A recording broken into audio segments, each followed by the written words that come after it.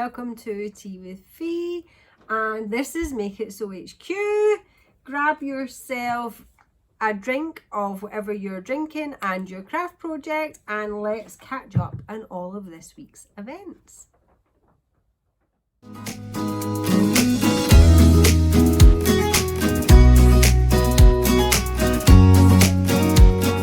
Another week has gone and it's been another crazy busy week, and I just thought I would share with you what I've been up to this week and give you the update on how the Blue Lady is coming along. And thank you very much to So Good for the suggested name for the Blue Lady. So the Blue Lady's name suggestion was Betty. So I kind of like that. So I need to try now and get in the habit of calling her Betty instead of the Blue Lady. So I'm not sure how easy that's going to be, but I'm going to give it a try. So thank you very much for taking the time to comment on last week's video. That was fabulous. So the Blue Lady, otherwise known as Betty, has made very little progress this week, it has to be said. To the point where I haven't even got it here to show you. So I'll stick a picture up to show you how little has been done. In my defence, the little bit that is left to do is a really tricky bit. It's like a little flower, and there's probably about 3 or 4 colours in an inch square, maybe slightly bigger than an inch square. And I'm sure I've done a bit wrong, which means that it's making it even harder. So it's not the kind of thing that I can do whilst I'm chatting or watching the telly or at Crafternoon Tea, because I was at Crafternoon Tea the last time when I made the mistake. So I haven't fitted time in this week to actually do any work on Betty. So that is the aim for this week. Hopefully I will get some more time to make that happen. And I am getting a little bit flat with it, which I've said before. It's just like chugging along. And my quick win last week was the jumper. So that kind of got me motivated again. And that's literally the only selfish crafty thing that I have done since I spoke to you the last time, because it's just been crazy busy. So on that note, let's have a little chat about what's been happening in sewing this week and who's been making what. So I had the pleasure of Joyce's company on Monday and Wednesday this week, and as discussed last week, she is in the process of making several projects, but the main one that we're working on at the minute together is a Manx log cabin quilt for a relative. I won't say who, because in case they watch it or Joyce watches it, so they will find out soon enough. And it is coming along really well. Now we have gone Harry Potter, and the Manx log cabin, for anybody that is not familiar with a Manx log cabin, is slightly different to a regular log cabin quilt. So the regular log cabin quilt is literally just strips that are sewn together to make a square, which has got lots of rectangles. And at first glance, the Manx log cabin square looks the same. The difference is that it's actually all attached to another backing square. And instead of it being stitched and then folded and the seams pressed open and then the next bit added to it, these ones are actually folded and there is a fold left in the fabric, which gives it a textured effect. So we've been working on those, and again, traditionally, for those people that don't already know, a Manx log cabin square is something that squares were made years ago, and mainly by hand, and it was normally out of scraps that people had lying around. And the way that they were done were that, because people didn't necessarily have easy access to rulers or scissors, or certainly not rotary cutters or mats or anything like that like we do now. Everything was done by hand with the very basic equipment. So they would use their hand span as the measuring tool to work out how big to make all their base squares. And then they also used various measurements within their hand to work out how big the centre square would be, and also how big to make each strip, the width of each strip. For Joyce's, we didn't go down that road. Now, part of the reason for that was My hand span is round about 7.5 inches, and I'll tell you how I know that, because last year I finished my Manx log cabin quilt, and that took, I don't know how many years to do. All the squares were sewn by hand with the traditional measurements, and then I stitched them all together using the sewing machine, which was not the traditional way of doing it. But the reason that I chose to sew them together on the machine was because as I had been hand sewing them all together, I didn't factor in, sometimes, you might know this if you hand sew, that sometimes you get like little pulls, or the threads got tangled and there's loops, and I didn't want it to stay like that on the back, but equally I couldn't cut the threads in case it then unravelled. So I opted to then put a backing on it, and traditionally the log cabin quilt, Manx log cabin quilt, wouldn't have had a backing on it. So because I knew that I was going to back it, I felt okay about machine sewing all the squares together. But anyway, back to Joyce's story. So Joyce has decided, so the point I was making was, at 7.5 inches, with your seam allowance included in that, to make it the size that you need for a single bed, even a single bed, that's a lot of squares and a lot of work. So it's very time consuming. So we've opted for 12.5 inch squares. And the actual construction of the quilt is going quite quickly. The longest part has been getting the combination of sizes right for all the components, because Joyce was very clear about what she wanted it to look like. She wanted the centre square to be quite small. So we had to work out how wide to make the strips in order for that to all work together. So that was quite a bit of trial and error. So ultimately we ended up with, if anybody wants to have a go, 12.5 inch base squares, a 3.5 inch centre square, and then the strips are 2.5 inches. So when they're stitched together, the finished squares should all be about 12 inches. And the aim is to do 24 squares, so it will be about 4 foot by 6 foot, which should be just a nice size for a single bed. So we are probably just under the halfway mark. We've got 10 squares finished, and we have 10 backing squares prepped, with the centre squares cut out and the strips, the first sort of couple of strips started, ready to sew on, and we are sewing them on the machine rather than by hand, again just for speed, because you can, if you get a little production line going, then you can whiz through them pretty fast. So that's coming along nicely. So more progress should be made next week on those, and I will post more photos just to show you how things are coming along. All of the squares are going to be the same. Which is not mine. The one that I did all the squares different. Well, I had 2 of everything, but there was no theme other than the centre square was the same, and it needed to be a plain and a patterned. So that was my criteria. Joyce is going for all 24 squares are going to be the same. So it's going to be really interesting to see what combination she comes up with to actually join it all together. So there's various different options. Now we only had 10 squares to play with from the photographs you can see, and there was only 10 squares finished to then sort of muck around with. So once we've got more squares finished, it'll give us a better view of the different options. So it'll be interesting to see which one we end up with. So yeah, so that's Joyce on Monday and Wednesday.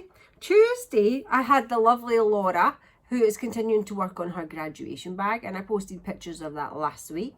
And also Christine is a new sewer to the shed, and she completed her first project this week, which was the book bag, and that went really well, and it worked out really nicely because Laura and Christine actually knew each other, so that was nice. And also it turns out that Christine knew the people that used to live in our house before we lived here, so it shows you it's such a small island. So Christine, I hope, had a lovely time. If you're watching this, Christine, it was lovely to welcome you into the shed on Tuesday, and I look forward to seeing you when you get back from your holidays, and we will continue our sewing journey together. One of the other things that I may as well mention at this point is there's a few new sewers starting over the course of this week. And I thought it might just be quite interesting to share with you what happens when a new sewer joins us at Make It Sew. So what happens is they get a nice welcome pack, which is a plastic A4 wallet, and within that there's a pen and a notebook, and then like a list of supplies that I would recommend for people that are new to sewing, the skills that we will learn over the course of the program, and the projects that we're going to cover. And the purpose of those are you cut them out and you stick them into the book, and then you use the book to put the patterns in over the course of the weeks, and you can write your own notes. And I'm a firm believer in writing your own notes with pen and paper, because I think you retain the information better. And I also think as well that when you put things into your own words, it really helps you to learn and be able to then do it again when you go to try it the next time. So everybody gets those, and I think that's everything that you get in it. Pen, notebook, and the pattern for that week. And the aim is week 1, you should go home with a finished book bag, and the book bag is big enough to put the welcome pack in. And that's how the whole thing sort of gets pieced together. And that's how I start off the Sew Like a Pro workshops. So that's the first project. So then we have, what day was that? Tuesday, Monday, Tuesday, Wednesday. Thursday, it was forecast to snow. So Wednesday night there was a notice to say the schools were all going to be closed.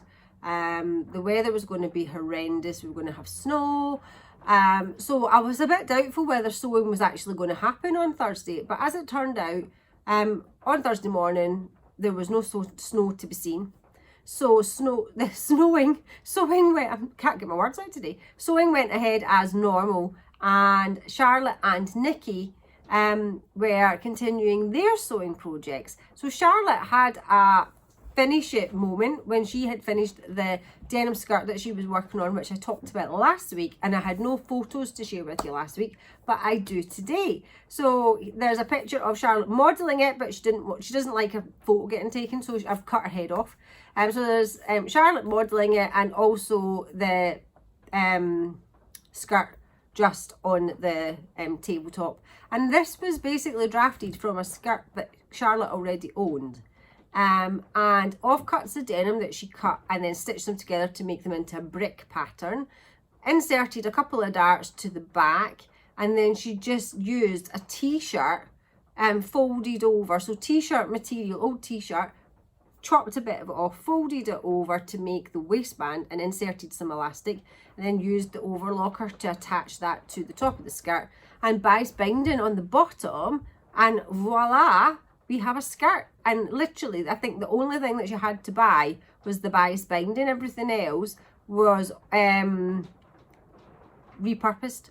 So how's that for make, do and mend, or upcycling, or whatever you want to call it? So that was a really good success for Charlotte, and again a fairly quick win, because she only started cutting out the pieces on and off. She stopped and started that over the course of the last couple of weeks, so that's been looked fabulous. So well done, Charlotte. So then Charlotte continued to work on a cushion, which was, she got the inspiration from the cushion from a patchwork book, which she's not followed completely. She's just adapted from that and made a cushion out of, again, fabric that she already had in the house, and the zip she already had in the house. So this one again hasn't costed anything. One of the things that I shared with Charlotte when she was making the cushion, it's got a plique detail on it, was the use of, it's like double-sided Bonda web. I'm not quite sure if that's the name of it. I'll put it in the description, but it's basically like Wonder Web. So if you know what Wonder Web is, you use it to put on the hem of trousers or curtains, and when you heat it with the iron, it's like glue, and both sides melt and stick your two bits of fabric together. So it's the same idea as that, only this is a roll, and you get it by, it's like half a metre wide, maybe 30 centimetres wide. And then you literally, it's got paper on one side, you cut it, you draw whatever it is, cut it out, iron it onto your fabric, cut round the fabric, and then you then peel off the paper and it's then glue, and you can then glue that onto the other piece of fabric, and then your two bits of fabric stick together and you've got a fancy picture, whatever it is that you've cut out. So Charlotte hadn't used that before, so we used that in the applique from the cushion, and it worked out really well, and it also gave a more accurate cutting experience, because Charlotte had tried cutting it out freehand and it wasn't as clean a cut as it was with the Bonda web already attached. So if you're looking for something that's really like sharp lines, then that's a really good tip for doing applique. So that was Charlotte's sewing journey this week. Nikki is continuing with her graduation bag, and I forgot to get a picture of it this week, but I did put a picture on last week, so if I can find that, I'll put that up again. And again, just chipping away. It's quite a long process to do the graduation bag. This is Nikki's first graduation bag, which means that when it's finished she gets a certificate to say she is actually qualified or passed the Sew Like a Pro course, and she gets a graduation certificate. So that's really good. There was no crafting tea on Thursday because of the weather warnings on Wednesday and the notifications that schools and things were going to be closed. The decision was made on Wednesday to not go ahead with crafting tea on Thursday and let everybody know with plenty of notice. As it turned out, the weather wasn't actually as bad as predicted. However, we didn't have crafting tea, so I would like to say I had an afternoon where I used it really productively. However, it kind of just ran away with me, so that didn't quite go to plan, but these things happen. Thursday night sewing, again, wasn't sure if that was going to go ahead or not. And likewise, because the weather's so bad on Thursday, there's a good chance that Fridays might not happen. So that's how this week has gone. There is no sewing. Crafting tea is not on this Saturday, so don't turn up at the church because there won't be anybody there. I also had a lovely catch up with my friend. I forgot to mention this bit. I also had a lovely catch up with my friend Sarah on Tuesday or Wednesday morning. I think it was Wednesday morning. And Sarah is representing the Isle of Man at Crufts on Saturday in the agility group.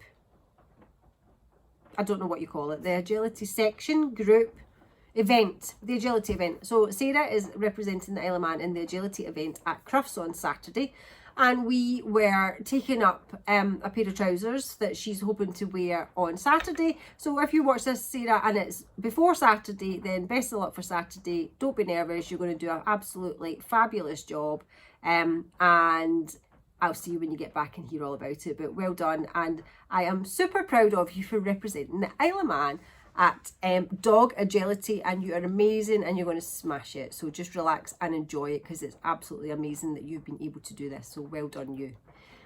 Anyway, so I digress slightly, but I just felt I had to share that. And Sarah actually made my curtains and my blinds for Make It Sew. So if anybody on the Isle of Man is looking for blinds or curtains to be made, then I would recommend Sarah, and I'll put details of her page in the comments or the description. So that is the events of this week so far. What I wanted to talk to you about today, I'm not going to do sewing today. My current project, I'm picking my nail polish off, I'm really sorry. My current project is cushions, which I have been doing since last week. Now, they didn't quite go as quickly as I had hoped, because when I started prepping them all at the beginning of the week, I realised the cushions that I had, infills that I had bought, I wasn't happy with, so I've had to source new ones. And I have got the embroidery all prepped and ready to go, so that's the plan for over the weekend. So therefore I don't have a little sewing project to do together. But what I did want to talk to you about is quite a useful sewing gadget that I would recommend, and that is the spool holder. So the spool holder is very multifunctional, and I really like it because The ones that I've got hold 60 spools.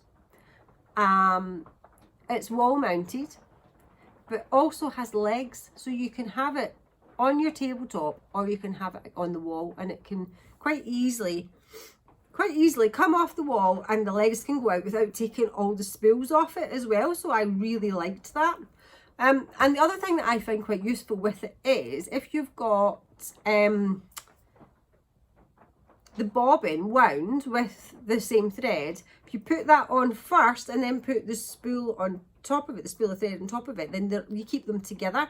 If you don't have a box or anything to put them in that you would store them in. So I quite like the idea that they're kept together, because it can be a bit of a pain, and sometimes you've got colours that are really, really similar but they're just not quite the same, so you're not sure which one's which. So if you do it that way, then that works really well. Only downside is if you drop them, then they go everywhere and then you're kind of in the same boat again, but that's no different to them all falling out of box. So on the whole, I would definitely recommend the spool holder, and I have 2 of them, and I probably need another one, but I'm not sure that I've got enough. Well, I might have enough actually wall space for another one, so they are definitely on my recommend list for this week. Plan for next week is I'm making up this month's box, so it's actually coming round really fast again. So this month's box pattern project will be getting made, filmed, written up, boxes made up, and then posted. And if I could get all that done by the end of the week, then I will be doing a little happy dance here next week. So watch this space for that. But yeah, so that's it for this week. I think it's going to be quite a quick video this week because I didn't do any sewing. The other thing that I would just say, if you've got this far, is thank you very much for watching. Please subscribe to the channel, and also I would love it if you would click on the little bell thing so that you get notified when there's a new video available. But also what would be really useful is if you could recommend me to some friends, because I have 36 followers at the minute, which is not a huge number. And but I am very grateful to the 36 people that I already have as subscribers, so don't think that I'm not. So thank you. And it's really nice to talk to you all, and that you're listening and you're interested, and I love all that. However, I could really do with getting to 50 followers, because when I get to 50 followers, I can go live on my phone on a Friday at 5 o'clock. At the minute, because I have less than 50 followers, I can only go live on the laptop, and it's not quite as user friendly. I can't do like the reverse camera thing, and also the quality of the camera is definitely not as good on the laptop as it is on the phone. So if I could get to 50 subscribers, it would give a little bit more flexibility to whether I actually pre-record it or I go live or I do a bit of both. So if you could help me get to 50 followers, that would be absolutely fantastic. And one day, when I've got 100,000 followers, you can say you were in it from the very beginning, when I had and you heard it here first, 36 followers at the minute. Who knows, when I get to 100,000 followers or more, you can be there saying, I was there right at the beginning when she had less than 50 and couldn't even go live on her phone. So anyway, have a fabulous weekend. Hopefully you've enjoyed this video. I definitely, as I said, recommend the spool holder, thread spool holder. It holds 60. I also really recommend, and this has kind of had me a little bit distracted, I am going, I promise, is the wool winder. Now I know that's got nothing to do with sewing, however you know that I like to knit and crochet as well. And I've got these 2 projects. I've got the fireside blanket, which is Attic 24, which I talked about last week, and the insomnia blanket, which I talked about last week as well. And I'm kind of quite tempted to start one of those once Betty's finished. But what the wool winder does is actually you wind your ball of wool that you get into a cake, and it takes up way less room. so it makes it a lot more portable, your project, because I'll show you a picture of the current projects and how much room they take up. So once I've wound all the balls, I'm not going to do it this week, but it'll be quite interesting to do a before and after picture of how much less room that they take up once they've been wound by the wheel winder. I've had it for a long time and I have used it loads, but you know, sometimes you just want like a kind of mindful project to just do that doesn't need any thought and it's just very repetitive. I kind of feel like I'm in that kind of place today. So that might happen, I don't know, over the course of the weekend. But it's really good. And again, if you like that idea of making your wool supply look less, and you think you're looking for a way to do that that's not vacuum pack bags, then this could be the answer. And I'll put a link to that in the description as well. So yeah, I definitely recommend that as well. But anyway, I hope you've enjoyed. Thank you for watching. And I will see you all again next week. There is a possibility Tea with Fee might be moving from a Friday. I'm just having a think about how to fit it into my busy schedule, because at the minute, because I'm recording and editing it, that's actually really time consuming and I had no idea. So what normally has been happening is I'm recording it on a Thursday, uploading it Thursday night, editing it on Friday to be ready on Friday night. However, that was before I had a lovely new sewing person on a Friday. So now I have a new sewing person on a Friday. I don't have that time to do the editing before it needs to be ready for you to view. So it might move to a Sunday or possibly earlier in the week. So maybe I should ask you the question, when would you most prefer it? Try and keep it on a Friday, do it on a Sunday, or how about a Tuesday? So I'll leave that with you. Or does it not matter because you don't watch it live anyway, or when it's available, you just watch it whenever you notice? So I would love to get your feedback on that. But anyway, have a fabulous weekend. Hopefully the snow won't come to anything. And I'll see you all next week. Thanks very much for watching Tea with Fee. Bye.